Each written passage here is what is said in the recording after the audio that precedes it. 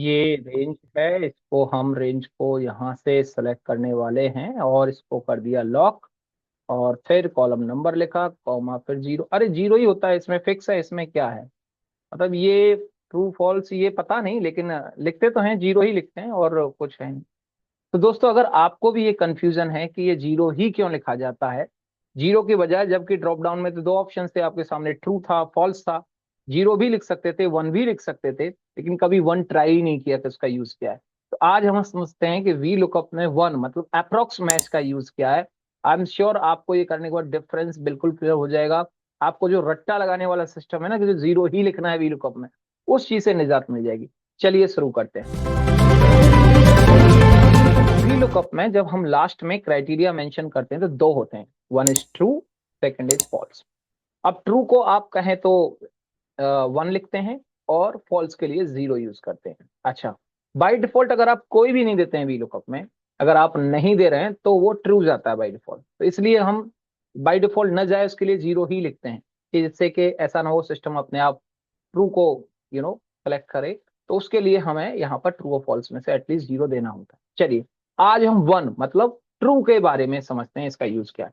तो अगर आप यहाँ सिचुएशन देखते हैं, अगर लेट्स से मैं यहाँ पर जीरो लगा देता हूँ जैसे कि आप फॉल्स लिखते हैं, तो इससे क्या होगा कि मान के चलिए मुझे 5,000 मेरा टैक्सेबल इनकम है, मेरा इनकम है, और मैं ये जानता हूँ कि ये 5,000 कौन सी कैटेगरी में फॉल होगा, इस पर कितना टैक्स एप्लीकेबल होना चाहिए। ठीक है, तो जीरो से लेके 9,200 तक मेरे को 10% देना है।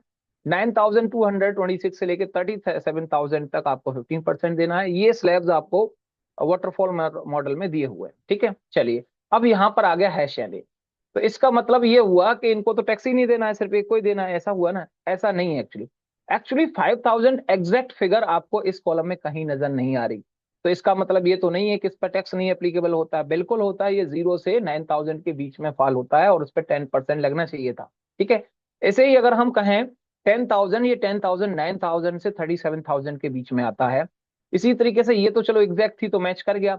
58,000 आपका कहाँ कैटेगरी में आता है, आपको इस कैटेगरी के अंदर फॉल होता है। इसी तरीके से 45,000 आपको कहाँ मिलेगा, 37 से 90,000 के बीच में मिलेगा। तो आप समझ सकते हैं कि जहां पर एग्जैक्ट वैल्यू ढूंढने की बजाय आप अप्रोप्रिएट ढूंढते हैं, नियरेस्ट वैल्यू ढूंढते हैं, वहां पर वन मतलब VLOOKUP का ट्रू वाला सिचुएशन होता है। अब हम इसको समझते हैं, जैसे क्वांटिटी का है एग्जांपल, अगर हम समझें कहाँ इसको यूज कर सकते हैं, तो क्वांटिटी में क्या होता है, होलसेल हमारे पास में डिस्काउंट होते हैं कि 1 से लेके 100 क्वांटिटी तक अगर आप बाई करते हो तो आपको ये वाला टैक्स रेट लगने वाला है। अगर आप 200 से 500 के बीच में बाई करते हो तो इतना लगेगा। तो उस केस में भी आपको ये वन वाला ही सिचुएशन रखना है, क्योंकि वहां पर एग्जैक्ट क्वांटिटी वही नहीं होंगी जो बोली है, उस रेंज में होंगी। ठीक है, तो यहां पर अगर हम देखते हैं एग्जैक्ट हम जाते हैं तो सिर्फ एक ही वैल्यू मैच करती है मृदुल की, जो कि इसका मतलब है कि यही टैक्स देगा, बाकी नहीं। तो नहीं, ऐसा नहीं है। तो हमें अगर जीरो की बजाय वन या ट्रू लिखा होता आपने, तो अब देखते हैं हमारे पास में ये बिल्कुल है। अब बिकॉज ये नंबर में है तो आप इसको परसेंट में कन्वर्ट कर सकते हैं यहाँ से क्लिक करके, दैट्स इट। तो अब आप देखिए बिल्कुल एग्जैक्टली आपका हो गया कि जो आपका लेट्स से 5 लाख है, 5 लाख आपका कहाँ पर फॉल होता है, आपका 4,13,000 से इसके बीच में होता है। तो जिस पर 39.4 यानी राउंड ऑफ किया हुआ है, आप देखें 40 है। तो अगर आप एग्जैक्ट देखना चाहते हो तो उसमें आप ऑलरेडी जानते हो कि ये राउंड ऑफ हुआ हुआ है, तो इसको आप वैल्यूज को चेंज कर सकते हैं। ठीक है, तो इस तरीके से आप देख रहे हैं। ऐसे ही गार्गी का 58,000 है, तो 58,000 आपका 37 और 90 के बीच में होता है। तो यही खासियत है जो लास्ट वाले लुकअप की, ये जो वन लिखा है आपने, कि ये इससे स्मॉलेस्ट वैल्यू ढूंढता है जस्ट। लेट्स से अगर आपने इसमें 90,000 ढूंढा होता तो 90,000 एग्जैक्ट नहीं था, तो उससे जस्ट नियरेस्ट कौन सी वैल्यू थी, उसके नेक्स्ट में थी 37,451, वो उसकी वैल्यू को उठाता। तो उससे जस्ट छोटा जो भी वैल्यू होगा उसमें उसको ढूंढता है।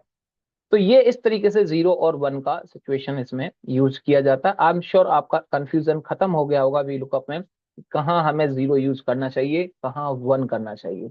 इसी तरीके से हम आगे VLOOKUP में और भी बहुत कुछ चीजें सीखने वाले हैं।